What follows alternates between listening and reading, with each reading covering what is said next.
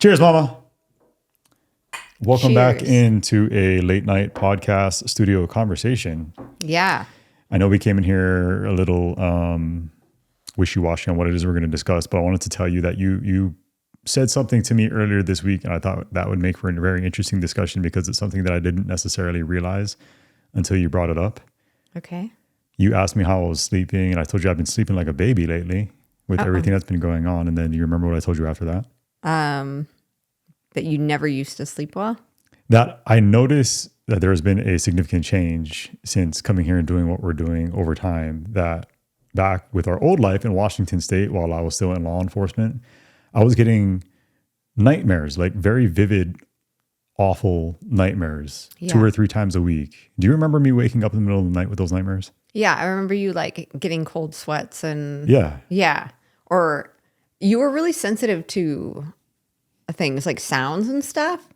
A lot of things. I forgot what I did. I did something one night, dropped something or did something, and you got like upset with me because I basically startled you awake. And I'm like, well, what's the big deal? In the middle of the night?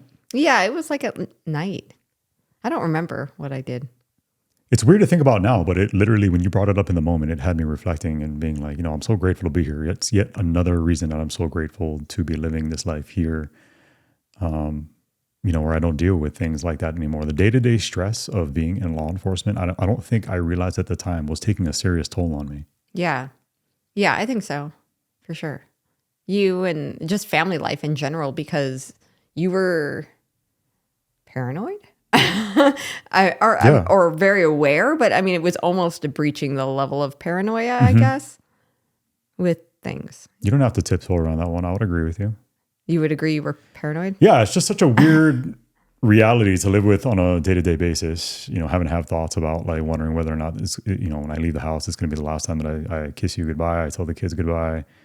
And it's hard to shut that off with coming home. I remember driving home at like 2:00 in the morning when I was working swing shift and always checking the mirrors behind me to see whether or not there was anybody around, like following me, or it's just not normal. I remember leaving the gate out of our West Precinct. There was a big tree on the south side of the gate. And I always thought to myself, crossing through that gate literally every single time, like, what if there was somebody behind that tree? Perfect opportunity for somebody to target a police officer. And that's something that's unfortunately become a thing to where police officers are being targeted simply for being in uniform. Yeah, just sitting in their patrol car. It's definitely a thing. It's something that we always worried about. And then I think right before you got out of law enforcement, the culture surrounding law enforcement became very tense. That's putting it mildly. It was extremely tense, and it was kind of like from all fronts. It wasn't just like that police officers were being attacked, but they were also being attacked in the media. So I worried in 2 ways for you. One would be that you would hesitate to do something based on like repercussions and then not come home, or you would do something and then it would be that particular case for whatever reason would become the next hot topic on the media, through media. Yeah. And then you get villainized and put up as an example of that would, I think, be worse. Yeah, I always said that I didn't want to be used as a political pawn simply because of what it is that I chose to do for a living, to support our family. And ironically enough, I still check back on things back where I worked, and there was a situation that apparently has now come about to where an officer has been brought up on criminal charges. Don't want to speak too heavily on that. I don't want to. It's a tough thing to see. It's a tough thing to comprehend because I was there. I was wearing the same uniform. I was in the very same position many, many times.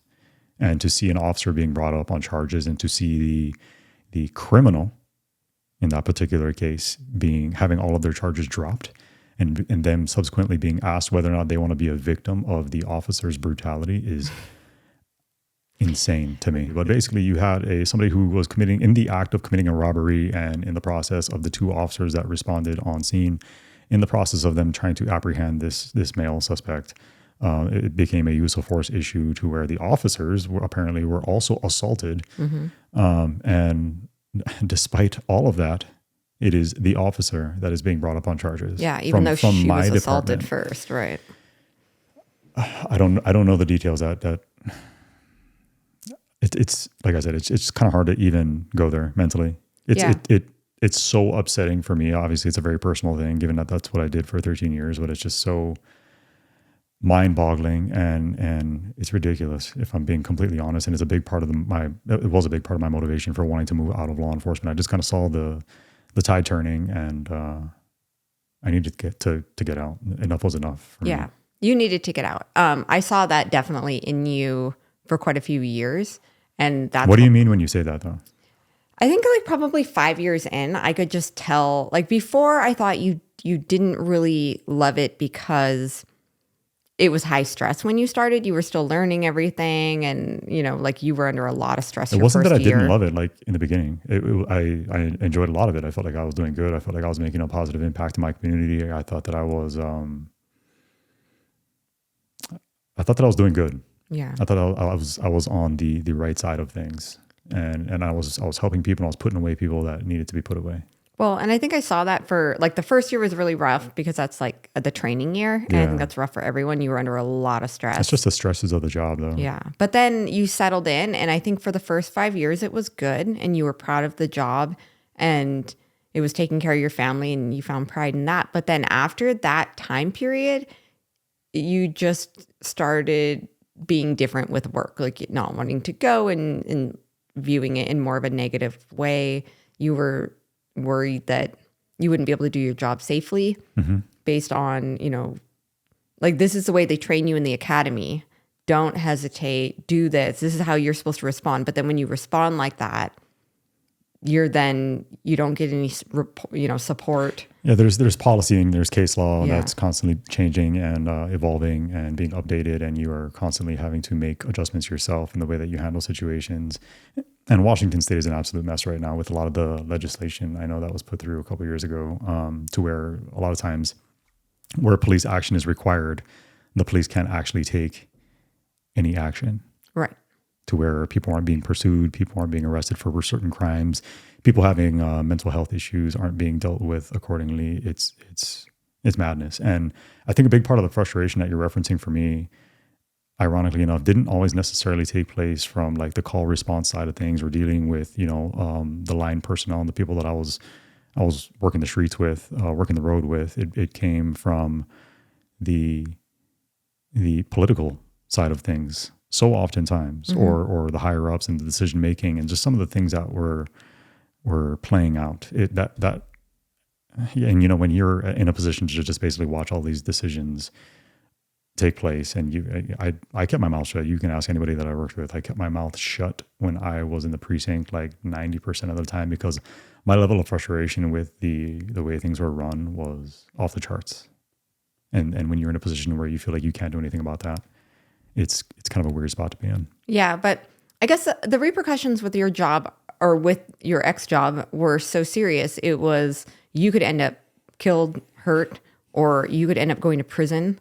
You could end up being sued. Like it wasn't like another job. It was like if you mess up at work, or if you do something that you think was a good call, but maybe the media doesn't think it's a good call. That's the thing. There's acting within the law, and if you act outside of the law, fine. Then I'm all for there being repercussions as a result. However, it reached a point where facts no longer seem to matter to go along with everything else in the sway and the tilt of our modern day world. Ironically, it seemed like no matter what, it didn't matter. If you're the wrong skin color, God forbid, you're going to get fried, depending on the situation.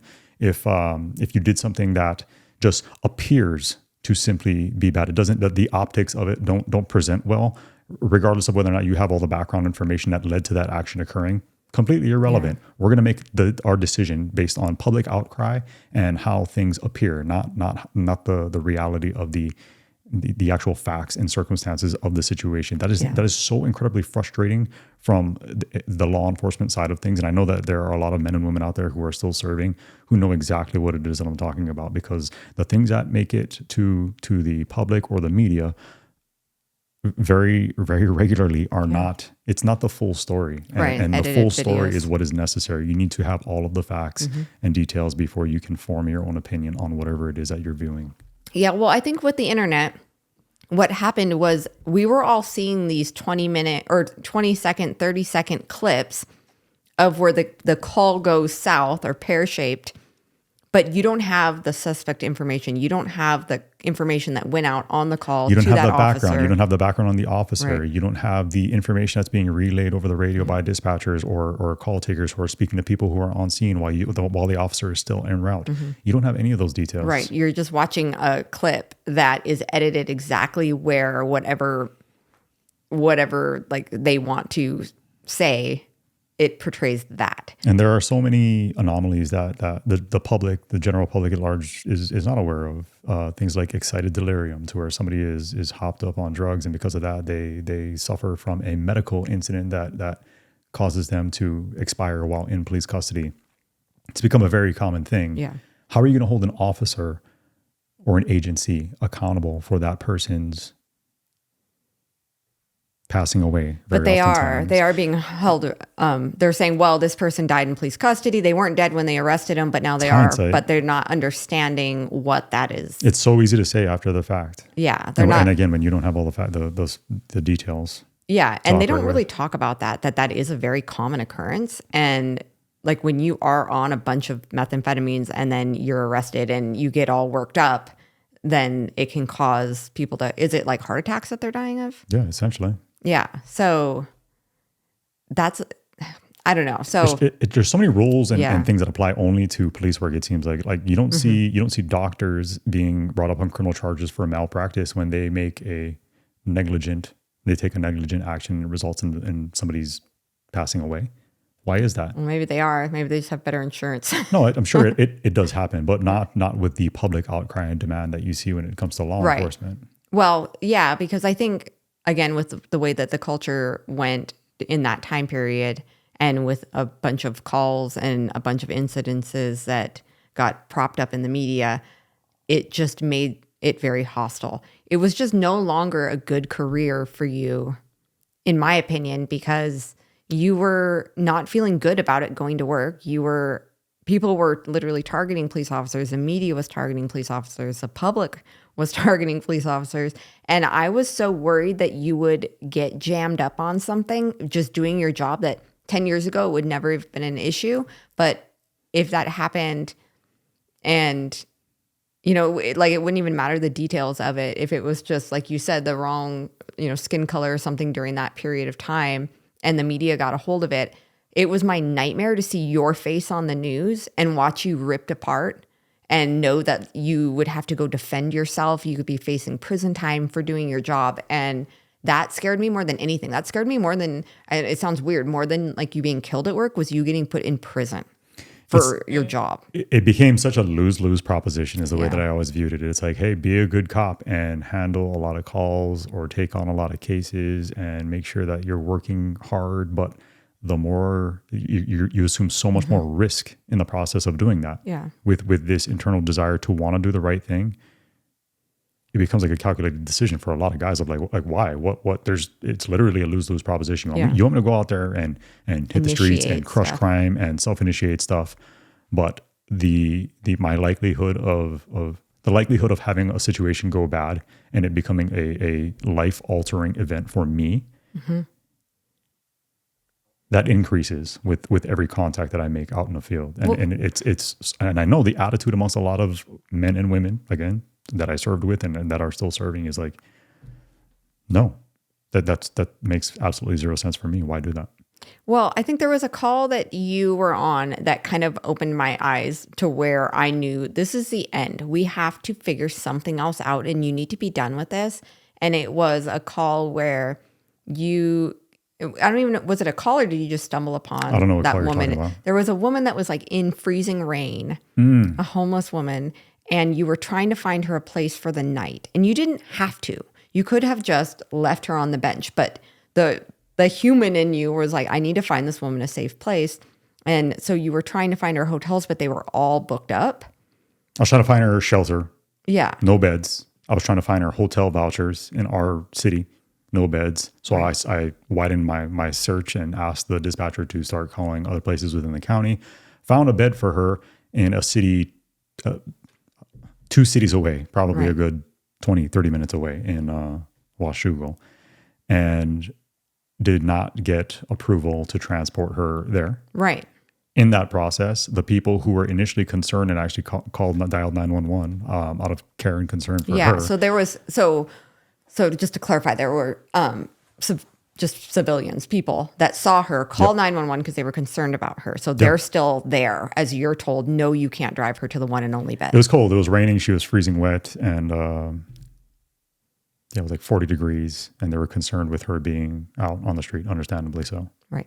So then they didn't, so you were told, no, you can't drive her there. So your option was leave her on the bench, but those people volunteered to drive her. Yep. Like you didn't ask them, they just volunteered. They volunteered, said, we'll take her. I can't go to Washougal. Turns out they were going to Washougal, so they offered to take her. Okay. They take her to the motel where the voucher was, the bed was set up there for her.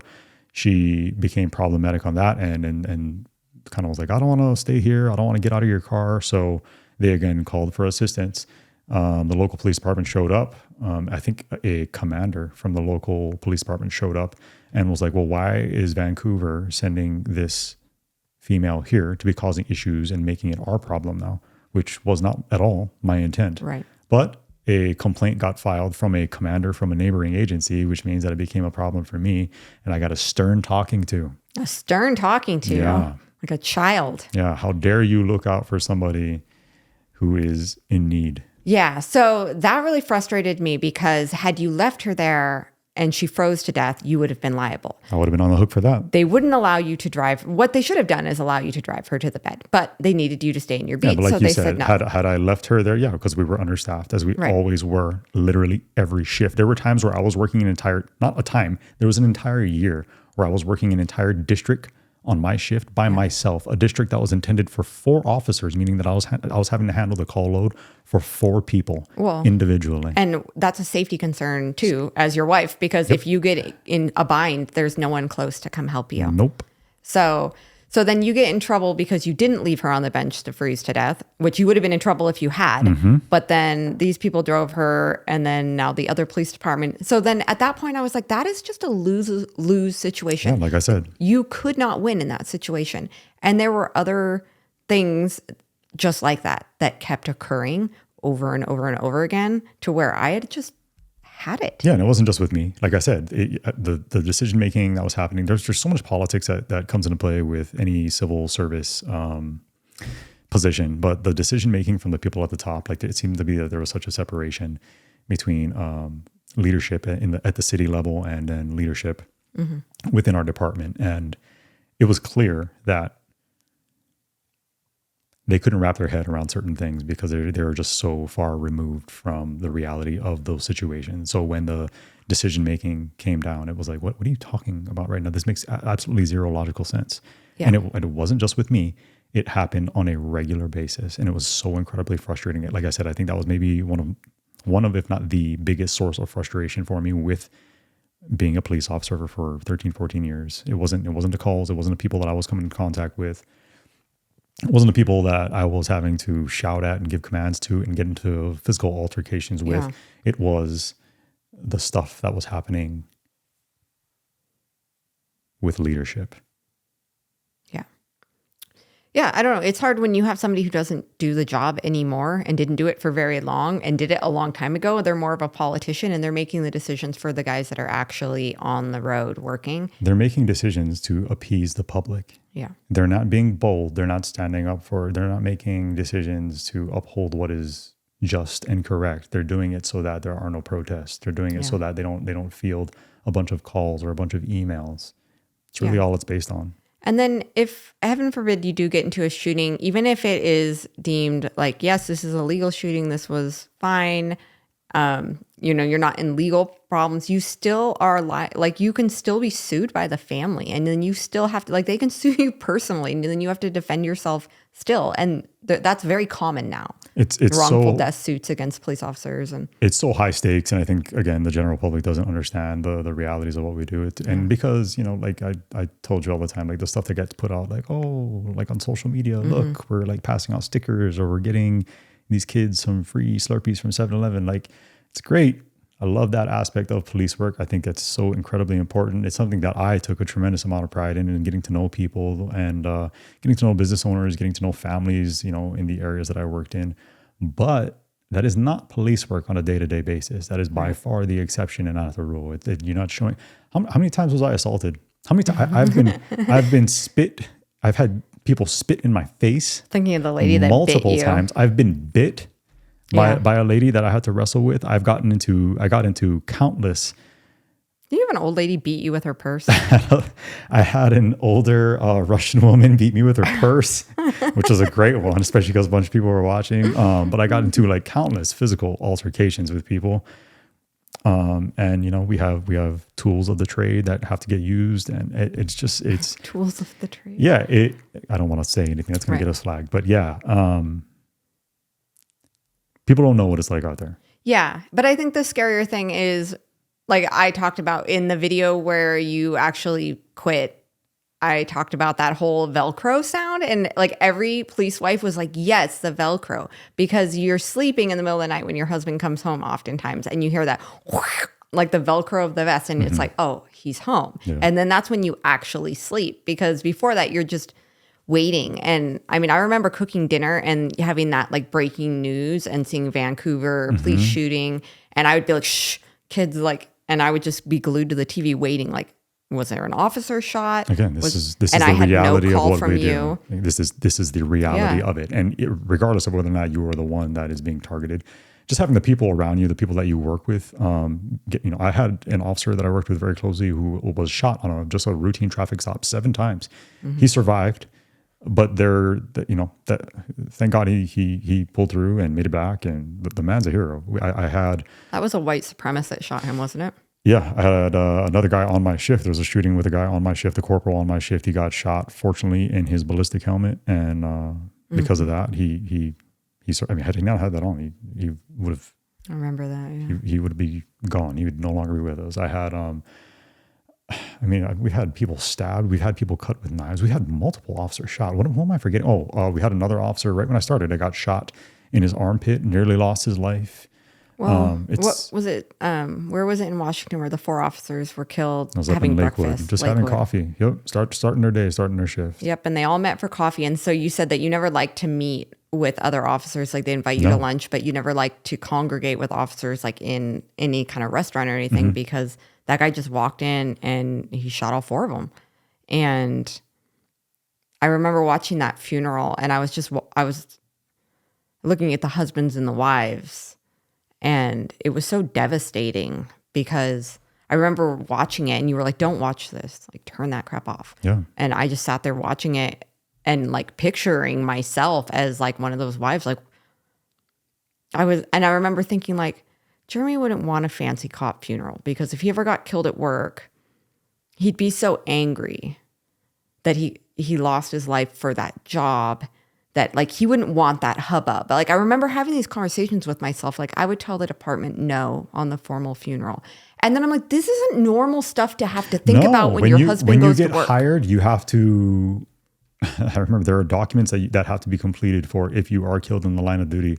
How would you like us to handle it? Literally, it was like a couple pages that we had to fill out of like, what kind of service would you like? It's not normal. Yeah. And you said, yeah, it's, when those types of things happen, and the reason I would tell you not to watch it is for me, because I didn't want to see it. I mean, I do want to see it and I want to, but it's just, it became, and not to make it about me, but I mean, in those types of situations, it just becomes hard to mentally and emotionally deal with. And then, when I got to go, okay, yeah, I got to watch that service. Now let me get vested up and put my gear on so I can head back out there. It's just not, it's a tough thing to mentally overcome. And then you mentioned like when I would get home and I'd take my vest off,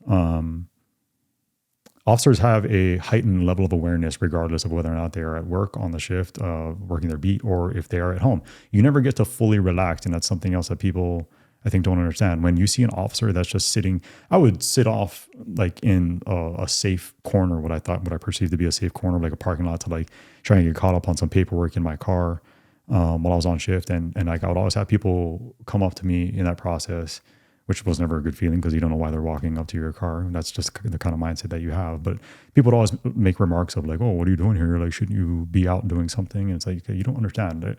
I'm still working here.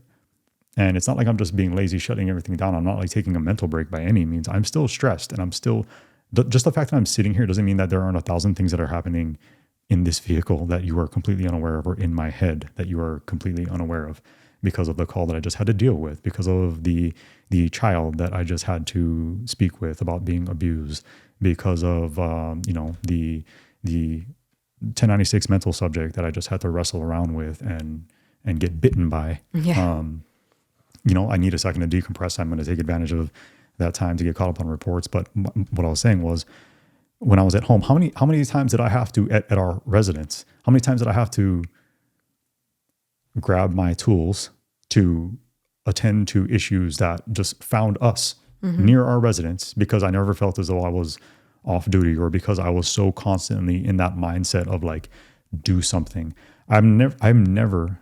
Never have I ever been one to be a bystander. If I see something that's happening, if I see somebody that needs assistance, if I see intervention that is required or necessary, I think even now to this day, I think I would still have to step in. I can't help it, because it became such a routine thing. So when we had an incident of a drunk army, like command officer level, army guy who wrecked his vehicle and was clearly highly intoxicated right outside of our home. I ended up getting into a fight with the guy, with the kids watching, with the kids pleading with me, screaming with me to stop daddy, because they didn't want to see anything bad happen to me in front of our home. Had to wrestle that guy and hold him on the ground and pin him on the ground. I had because he was trying to get he had crashed his car, his like Porsche, into a tree, and then he was trying to get back in the car and drive away, and you were not allowing him to drive away, because he would have driven away and probably killed somebody. Yeah, so I put him in a what would be perceived to be a chokehold, and took him down to the ground and held him there and requested code 3 cover through you as you were on the phone with a county dispatcher. There's a time where there was 2 kids that, we saw somebody breaking into a house, felt it necessary to intervene there. When I was coming home from work one day, there were 2 kids who were like spray painting the fences near our residence, and I proned them out appropriately. Scared the junk out of those boys. There was the guy at the park that I ended up having to get into it with. You haven't had any of those situations. And that was kind of, I guess, my original point, is that I'm so happy. And you sparked this thought within me when we were talking about like my sleep and how good of a sleep I was getting, is because I feel like I've toned down and ratcheted things down tremendously in the last 3.5 years that I've been off the job. Would you agree? Yeah. Well, definitely in public. Yeah. If you didn't ever want to go to a movie theater or anything like that, you're like, do you know how dangerous a movie theater is? Like, if somebody just came in here shooting, do you know where the exits are? Like, I'm like, we just want to go see the Barbie movie. Like, so...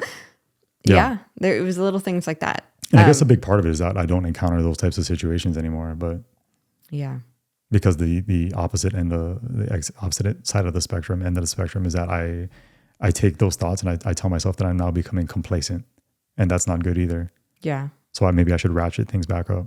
I don't know, but do you think you ever really lose it?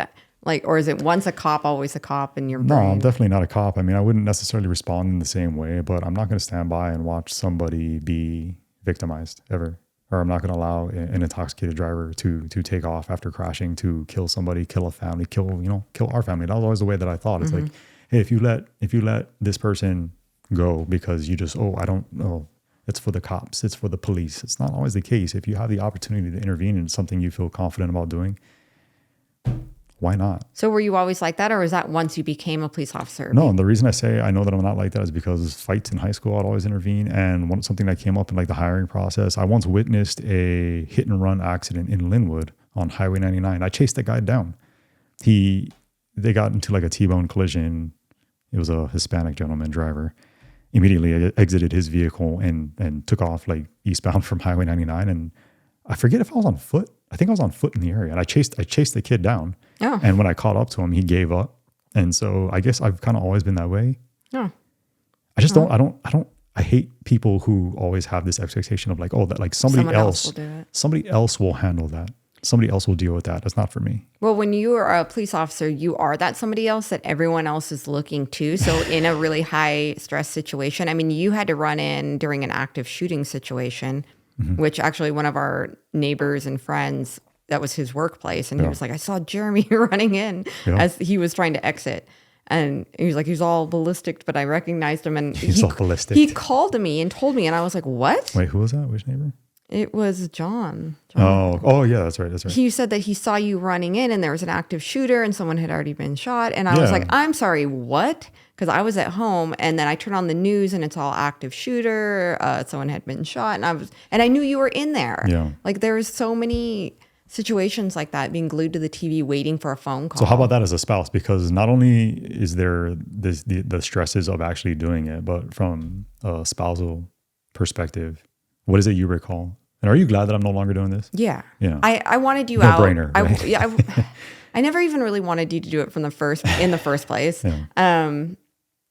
I was proud of you for doing it, but I didn't love it because of the risks, and there were just so many scares where you would come home late, or like you'd be 2 hours late and I couldn't get a hold of you. I'd wake up, you're supposed to be home at 1:30. And I remember being really pregnant with Kaimani, and I woke up and it was like 4 and you weren't back. Like I woke up and I have that, like you're not there. Yeah. And I'd call and nothing. I call nothing. I've got the TV on. I don't see and I just had this like absolute panic. And then there was a shooting or something like that. It might've been Charlie's. Something was going on where you were working late and you weren't able to call. So I knew there had been an officer involved shooting. I was like 9 months pregnant and I was in a total panic because I thought like, okay, he's not answering his phone. He's not here. He's hours late. He was involved, which it turned out that you weren't. You were just having to cover beats because of what had gone on. But there were so many scares like that. And I remember like sitting there going, I'm going to be a widow. Like, I don't know why my brain always went to the worst place, but Yeah, because that's human nature. it's scary. Yeah. It is.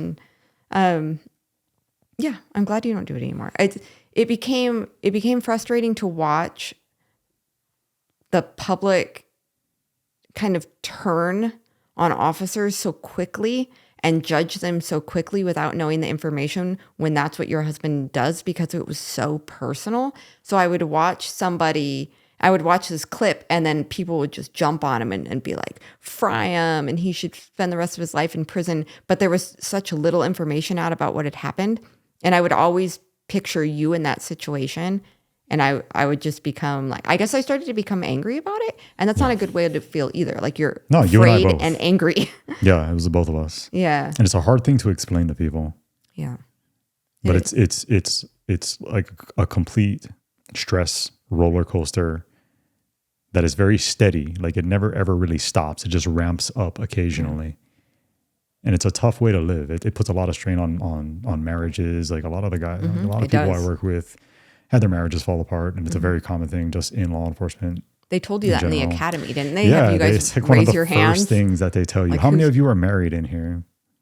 Well, just so you know, there is an exorbitant amount of. Wasn't it like 70% chance? Well, I don't know what the actual statistic is, but yeah, it's just a tough thing to deal with. Like, and I know that there were times where even the things that I did or said, or like the way that I thought, like you kind of referenced really quickly, it just kind of seemed irrational to you. Like, what is going on? Like, we just want to watch a movie. It's because it starts to cloud your judgment in the way that you view people. Even it causes you to become very negative, very jaded of people, causes you to question people. It causes you to never really trust people fully. And I think I was that way to begin with. So it just made it worse in my case, but it's, I think I feel that I have relaxed tremendously. I feel like I've done better in those areas and getting to know people and not having to always question their motives and like hearing somebody out fully and trying to understand and comprehend their perspective and where it is that they're coming from, all of that stuff. Yeah, I mean, I think it does jade you in a way.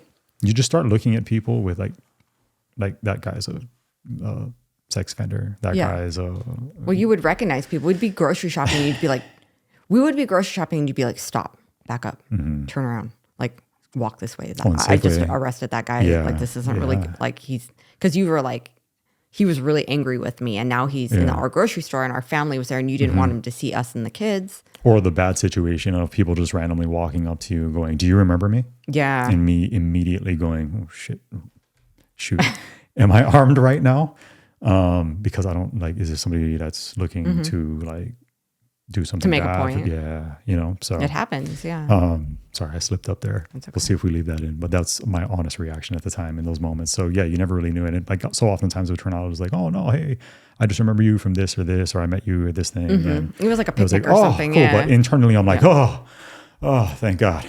Yeah. Thank God you weren't somebody that I dealt with and had a negative interaction with, because that was a very routine thing as well. Unfortunately, it's just the nature of the business. Well, I think what people don't realize, and what even police officers don't realize, is that they deal with people on the worst day of their life. Usually, if you're dealing with the police, you are being ticketed, you are being arrested, you have just been involved in a domestic violence situation, Yep. or you had been mugged or something horrible happened. You know, like there's a reason that you called 911 and it's not good and it's a rare situation. And so you're dealing with people on the very worst days of their lives, or you are dealing with people that have preyed upon somebody else. So you're kind of dealing with either the worst of society or somebody on the worst day of their life. It wasn't just that. I mean, there were positive interactions to go along with it, but that was a big part of it. Yes. But that's a part of the way that you viewed people, I think, because you would be like, there's soccer coaches aren't safe and youth pastors aren't safe because you had dealt with 3 or 4 that weren't. Yep. And so like I said, it begins to cloud your judgment, the way that you perceive people. But what I really couldn't stand was people lying to me. Because I was like, wasn't everyone lying to you? Pretty much. Yeah, it seemed that way at times, you know, and like it's something I always told the kids with them growing up. I was like, just I don't care what you do. You're gonna make mistakes. Just do not lie to me. And I always emphasize that to them because I'm like, I cannot stand people lying to me. I get people lying to me all day, every day. And I literally came to absolutely despise any level of deception whatsoever. Yeah, that makes sense. Because, I mean, doesn't everyone lie when the cop's like, do you know how fast you were going? Anything. No. A simple question. Yeah. Any simple question. So, I don't know. Just really interesting. I'm glad we've moved on into a different season of life. Me too. It'll always be something that is going to be very interesting to look back upon, though. Yeah. It was good, and it was good in a lot of ways. It treated us well. I mean, it prepared us for this. It gave us a nice lifestyle to raise our family. It allowed me to stay home and, you know, homeschool and be a stay-at-home mom, but it ran its course. We saw the warning signs. We knew it was time. And I think we went into it knowing that we weren't going to do it for the full duration of a career. So yeah, and I don't want to be too negative. It wasn't all bad. It's just there was a lot of bad though. I think it was predominantly bad, predominantly frustrating, but there was a lot of good times, a lot of good things that came out of it. I met I've worked with a lot of amazing people, real life heroes, legitimately. Yeah. People that have, I think I said it in the video documenting when I resigned or retired. Real life, just superheroes. Seriously, that did amazing things, that withstood amazing things, that put themselves in harm's way on a repeated basis. The guy that got shot in the helmet, he was crazy. But we all did it. You know, I remember just doing things. Remember, I would tell you all the time. Like I'd come home and I would tell you. And I would never go into like full detail with you about some of the things that I did, but I'm like so stupid in retrospect, like looking back on when you're in the moment and you just have a task and you know you need to achieve that task or you need to seek someone out and put yourself in harm's way. Just your mere presence, sometimes you are automatically in harm's way, but knocking on doors, kicking doors in, wrestling around with people who turned out, hey, they were armed and you didn't know it. And just, it's such a crazy thing to do for a living. God bless everybody out there who's still doing it, because I don't know that I had it in me for another 5, 10, 15 years. Yeah, I don't think so. I think that it had run its course, and I'm glad that you got out when it reached that point, because I think a lot of people do keep working past that, and then that's when things, either their home life or their personal life or their mental health, or just something that happens on the job. I think when you're done, and it's important to know that know that there is life afterwards. There is, and it's something that it's a difficult transition for a lot of guys.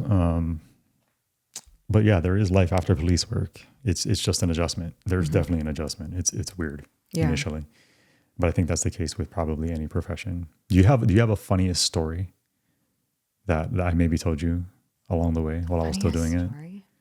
I don't know. I seem to remember all the like scary stories or the really sad stories. You you did some really nice things. Like you helped that one boy like fix his car. Oh, And yeah. you taught him how to, he didn't have a dad and his car was No, he had a working. dad. He had a, well, He had a why dad. wasn't his dad helping him fix his car? I don't know. Kind of besides the point. The kid needed help, and so I helped him work on his car. Yeah. And you were teaching him how to fix his car. And I think that that's really cool stuff. It's not something that you get the opportunity to do all the time. Yeah. It's what people want to see police officers doing. But like you said, it's not really the reality of the job, but it was neat that you got to do stuff like that. Yeah, and that's why you made a big difference. that's why I enjoyed moments like that, because I felt like it kind of offset a lot of that negativity and all of the ugliness that had to be confronted and dealt with. How about the time that I accidentally got tased? All right. So we were dealing with a guy who was under arrest because he had committed an act of domestic violence, and so he thought it was a good move on his part to strip down and put himself in the shower because you can't arrest me if I'm going to be naked in the shower. And so that wasn't the case. We ended up having to kick the door in on the bathroom because he refused to get out of the shower and come and talk to us. So we kicked the door in, refused to get out of the shower entirely. So we ended up having to basically remove the shower curtain. It's a naked guy. Yeah. Very wet, naked guy who was continuing to refuse to exit the bathtub. So my partner and I grab him. He becomes combative. So we back away. A taser is deployed. And in the process of him being tased, and I think it's because he was dripping wet from being in the shower, my partner and I also got tased. And I literally couldn't let go of this guy. I felt every jolt in slow motion throughout my body while wrestling and dragging this naked guy out of the shower. Oh, no. It's a classic. That's gross. One of my favorites. It's a good story when people ask. That's kind of my go-to. So what was your scariest call? There wasn't one in particular. There were just a bunch of scary calls. Anytime shots are fired, it's never a good feeling, especially when it's, you and your buddies that are on the line. I don't know. Pursuits. A lot of guys that got excited about pursuits. I always hated them. Oh, didn't you get into a car accident? Terrified me. I got into a couple car accidents. Not counting the bush, but you killed a bush. Yeah, I took out a bush on one. But yeah, the pursuits always kind of freaked me out because there's just so much going on. You're doing 100 miles an hour on like a 35 mile per hour road, and you've got other vehicles out and about. You got people out and about. It's just not a good feeling, and things are unfolding rapidly, and you're trying to pay attention when you're driving. And I don't know. I never really enjoyed that. It's fun. It's fun having the opportunity to do stuff like that, provided everything works out well. But it just always kind of stressed me out. Yeah. Especially if I wasn't driving. Like if I was training an officer, there was one time I remember we were doing a long code run in the snowy, icy roads. Big flakes are coming down, and we're absolutely flying. I remember going eastbound on 4th lane, and the snow is coming down, and our red and our overheads are going. Our red and blue lights are bouncing off of the snow that's just flying by the car. It looked like Star Wars, and I was just like terrified because I wasn't in control of the car. Oh yeah. And so I was like, please do not wreck. Please do not wreck right now. So that wasn't a good feeling, but yeah, I don't know. It's something I'll always look back on fondly. I'm glad I emerged, like I always say, relatively unscathed, and I remained safe for the most part. I didn't suffer any major injuries. I was never stabbed, shot, nothing like that. So just bit and beat with a purse. Beat up a couple times. Spit on, and yeah. Again, it's an interesting line of work. Yeah, it is. It's different. It's different than a lot of other things, and it does tend to be kind of a thankless job. Like everyone wants you there when they need you, and then they want you to go away. And if you do anything that they perceive to not be what they think you should have done, then I always loved when they have the news people come in and they run them through the scenarios, and they always end up either dead or just shooting everybody in the room. And it's like, So there was like a particular news reporter gal that was being very, very critical, and she was like breaking down police calls and what she thought they should have done, and they plugged her into a scenario. And she got so scared and she like sprayed bullets and she just like killed everybody in the room. It's very oftentimes the case when they do it with civilians that they just kind of panic and freak out. And then she was crying and trembling afterwards. And it's like, oh, it's not so easy under. And that's a dump of stress. Exactly. Where it's a scenario. It's all, it's all made up. But she still got. Right. But it still stresses you out. Absolutely. Even those scenarios are very stressful, but nothing's real. Nothing is on the line. Those aren't real rounds coming down range at you. it's I do wish it's not perfect by any means. Like law enforcement is not a perfect professional. There's no such profession. There's no such thing as a perfect profession. They're just people. I think that's the They're other thing just is people are like, people. why didn't the police fix this situation? They're just people. They're just and people. sometimes they're scared too. And when everybody's looking at them and they don't know what to do, what a horrible feeling. Like, I'm supposed to solve this crazy situation and I don't know what to do. Yeah, and mistakes do happen because again, they're just people. But I will say that I don't know of very many professions where the people serving or working are so incredibly professional and they work so hard to try to get it right every single time. That was absolutely my experience. And I was very fortunate to work in an area where people were very dedicated and serious about that. And but things do happen. And so I understand some of the scrutiny sometimes, but you got to be fair about it. You have to make sure that you have all of the facts and circumstances before forming an opinion or making any kind of decisions. And it seems like so oftentimes it's just not the case anymore. So yeah, because I mean, for me, we wanted you home at the end of the day. And to me, that was the most important thing. But of course, public perception wouldn't have seen it that way. doesn't matter. A lot of times the police officers are seen as disposable or like, well, they signed up for it. Right. It's like, well, no, you signed up to have a job and provide for your family and to serve the public, but you didn't sign up to be shot And or to respond sacrifice accordingly. yourself in that way. Nobody's supposed to be assaulted. Right. You're not expendable in that regard. Like nobody's supposed to be. But you would hear that a lot. Well, they signed up for the job and that always bothers me. And like that's said of soldiers and stuff too. And it's like, well, no, they signed up to protect our country, to serve our country, but they didn't sign up to be, Yeah, it's a possibility, but it doesn't justify or excuse the behavior. Yeah, it doesn't. So yeah, our law enforcement, all of our first responders, our men and women in uniform serving all over the world right now. I think they're all heroes. I think they all have a really tough job. I think in a lot of situations, sometimes they're in lose-lose situations. That makes it really difficult. And for their family back home, it's very personal. When even whether it's their husband or wife or mother or father, or they see someone else in the same line being attacked, it's still personal. And so that's something that's hard. And it's something that has been, like, it's nice to let go of it a little bit, but you never totally let go of it because we still consider ourselves a law enforcement family. No, I will always support law enforcement. Yeah. Not blindly, but I will always support law enforcement and what they represent, what it is that they do. And the same thing goes for our military personnel. So grateful to all of them. And I just wish that they were appreciated a little more, all of them. Yeah, and it's nice to live in an area now where law enforcement, I feel like, it is appreciated for the most part. Because that wasn't always the case back in Portland, where you saw all the protests on a consistent basis and you had all the people shouting like really nasty, horrible things at you. Don't miss that at all. It was always really hard to deal with. I have a hard time having things screamed in my face. Yeah. I don't do well with that. And having to restrain my inner aggression that was wanting to rage. You told me that one like hippie girl tried to light you on fire. I was like, what's her address? Yeah. Like I was so mad. I wanted to get in my minivan and watch. Like I was so mad when you said someone tried to light you on fire. I'm like, are you freaking kidding me? And you're like, yeah, she was like some 19-year-old girl. I'm like, I'm sorry. I'm going to need her name and address.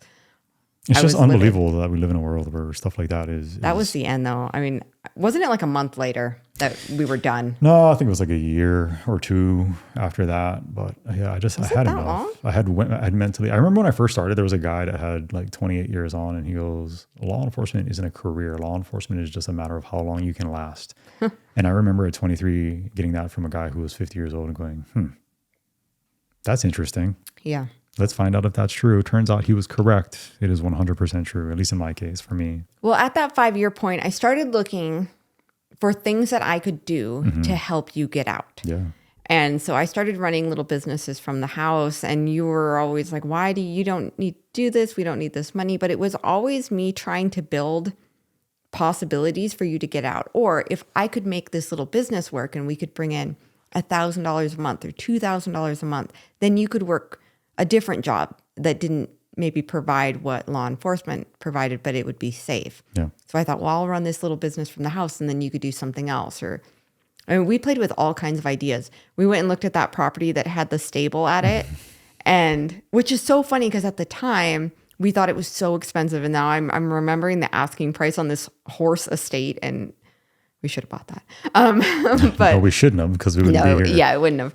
But we thought, okay, if we buy this, there's 12 stalls here and we can run a breeding facility, or not a breeding facility, but like a we talked boarding about dogs facility. Or horses, yeah. Yeah. Yep. And we thought, okay, I could get a horse and then we can board 11 horses and I'll clean all the stalls. So we were trying to come up with an escape route for years. We've come up with so many ideas. Yeah. And so many different businesses that you've started and run. Yeah. Ironically enough, it's how we ended up here. Yeah, it is. So YouTube became kind of the way that we made our escape, but it was accidental. So Completely accidental. I thought I'll sell vegetables out of the yard because it was really trendy in Portland to do To run a CSAs. CSA, yeah. Community Sustained agriculture. Sustained agriculture. Yep. And so I would get a membership. People would pay for the year. And then every week they would show up and they would get a laundry basket full of organic fruits and vegetables that I had grown off our property, and eggs. And then I would always bake them a big loaf of artisan bread. And we sold out. It was a stinking steal. What did we sell for? $25, $30? Something like that, right? $20. $20 And you got a a basket? loaf of bread, a dozen eggs, and a basket this big of organic. That was such a deal. It was a killer deal. I don't know what I was doing.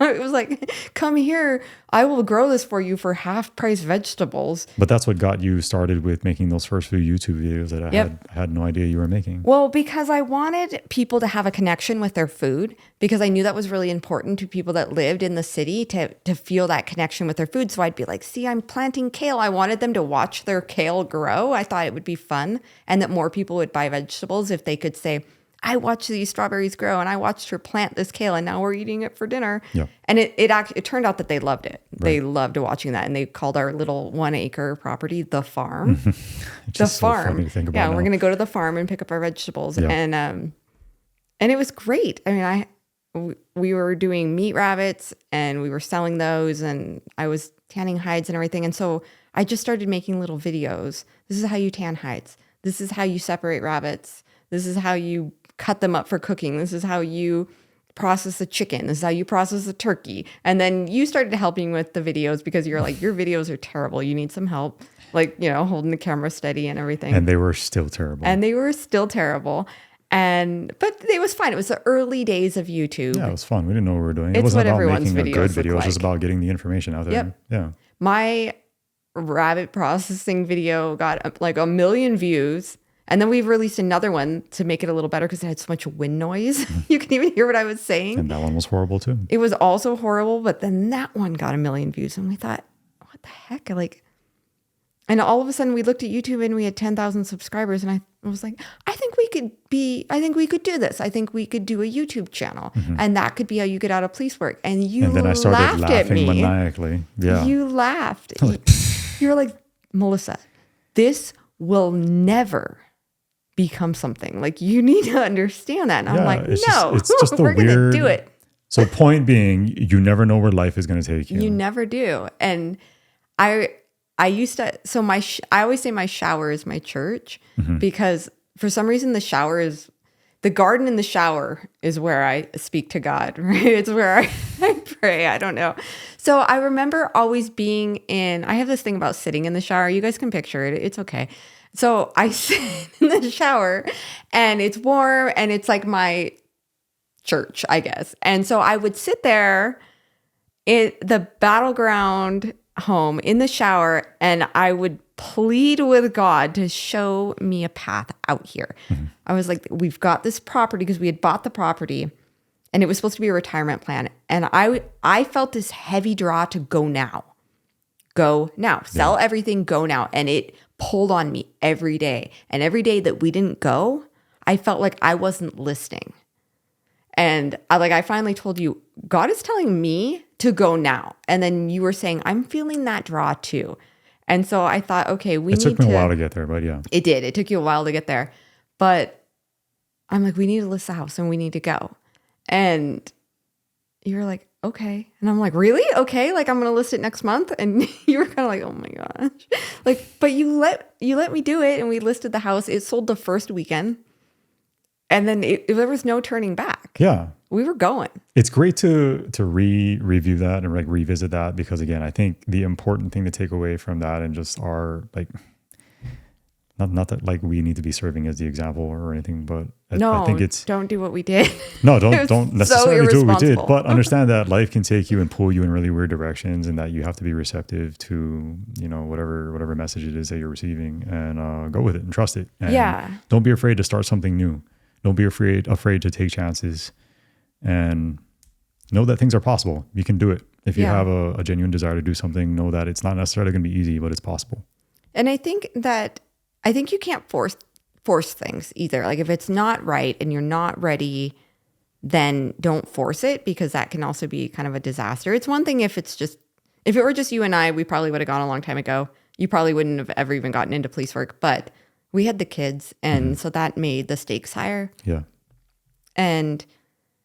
But I just felt like I asked for an answer and I got one, and then I needed to obey that. I needed to listen. And it was Paul Gauci. He's a Back to Eden garden guy. For people that don't know, Back to Eden gardening, very popular gardening method. And then we went out to visit Paul, and we were talking to him, and he's like, what do you guys want to do? And we said, we have this property in Idaho and I really want to go. And he's like, well, why don't you go? I said, what? Well, and I started coming up with all these reasons, and he's like, well, what's God telling you? And I'm like, to go. And he's like, well, then why aren't you listening? And that was like the moment where I'm like, I'm not listening. Like, we're not listening. Yeah.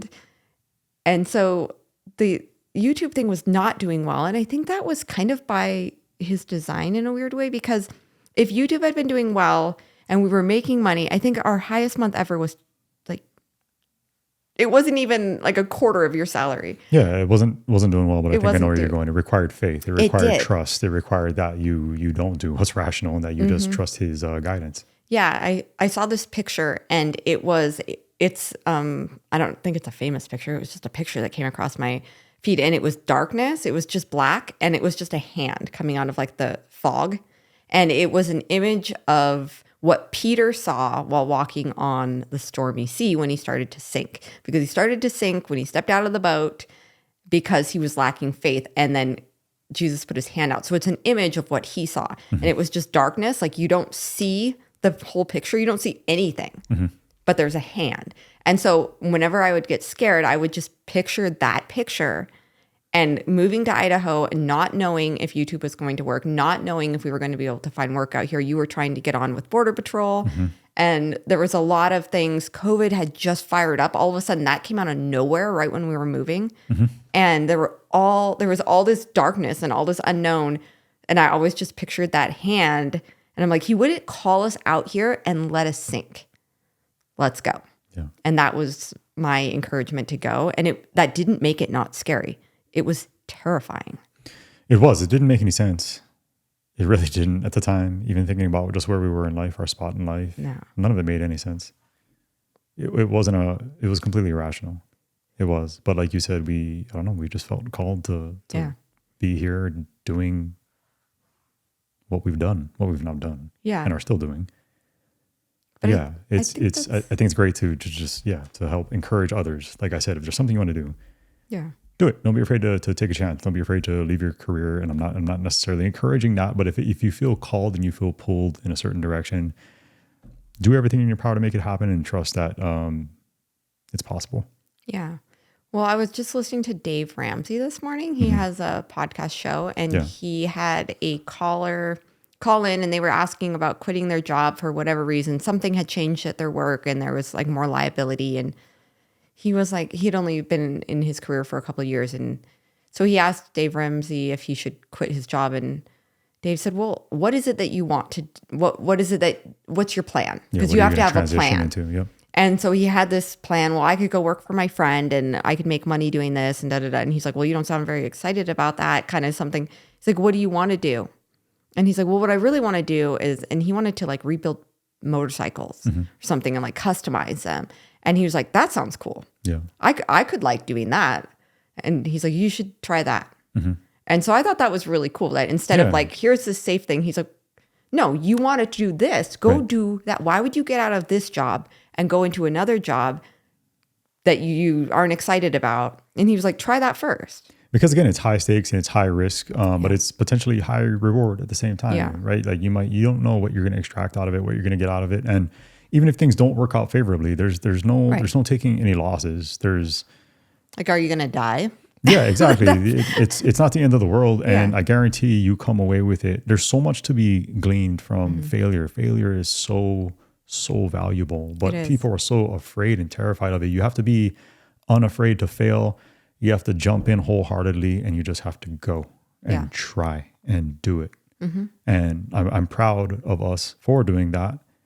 And I really don't feel like it's something that we shy away from. We take chances with things, and it's fun to do. It's fun to put yourself out there. It's fun to take those risks, calculated risk, obviously, but it's fun to do because regardless of the outcome, there's always going to be some major takeaway. Maybe it pays off tremendously.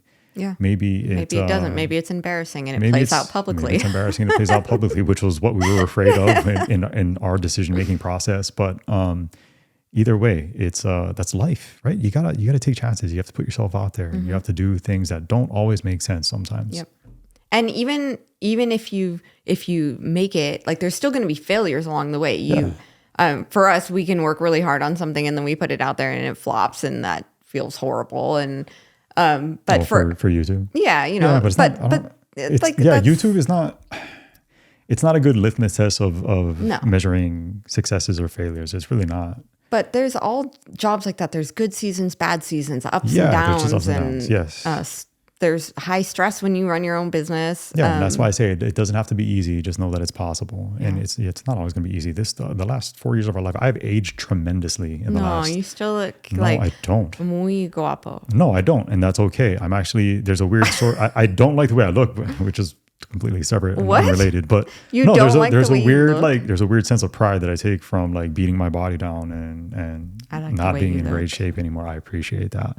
But there's something like it's a kind of like a badge of honor, I busted my behind. You need to watch your mouth. I have busted, you got that police mouth on you right now. We have busted our behinds for the last few years, and it shows, and that's okay. Like I'm glad. Like I guess my romantic thought when it comes to like being on my deathbed is that I'm like run down and beat down and I got nothing left. Like the Giving Tree. You know the Giving Tree story? You just want to be a stump? No, it's a great story. Can I sit I on kind of want to be. No, okay. Whoa. At the end of the story, the guy sits and rests on the stump. I know what you mean, but whoa. Okay. No, but I want to kind of be like that. You just ruined that whole story.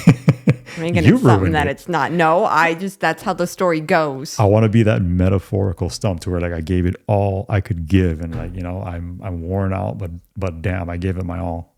Yeah. Like I'd rather live that life than. I think the Giving Tree is about a mother. Just saying. You would. It is about a mother. He wrote it for his mother. No, that's cool.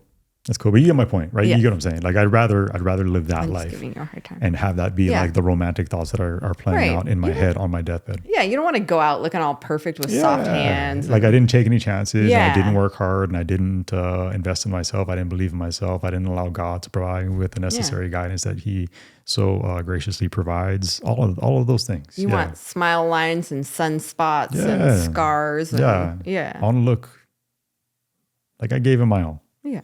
Yeah. That's all I'm saying. Like Kenji. Yeah. Yeah. All right. You want to end on that note? Yeah. Okay. Good talk. I'm getting emotional. I don't know why. Why are you getting emotional? I don't know. These dang podcasts, man, bring it out of me for whatever reason. Because we talk about serious things and things that we care about. Well, it's life. It's what matters. The things that matter. Correct. Things that matter. Okay. You want to wind this one down? You wind it down this time. Okay. Well, I had a quick little thought before we totally wind it down. So we're discussing different folks that we can have to come on here and talk about. So I did ask on our Facebook page, on our Good Simple Living Facebook page, for some suggestions of guests. And I got some really good suggestions. But really, we want to sit down and talk with people that are interesting and inspiring and have a story to tell that encourages people and inspires people. And it could be really off the wall, not like what you would think of when you think of like, a celebrity guest or something like that, but just somebody that has a really unique story to tell. And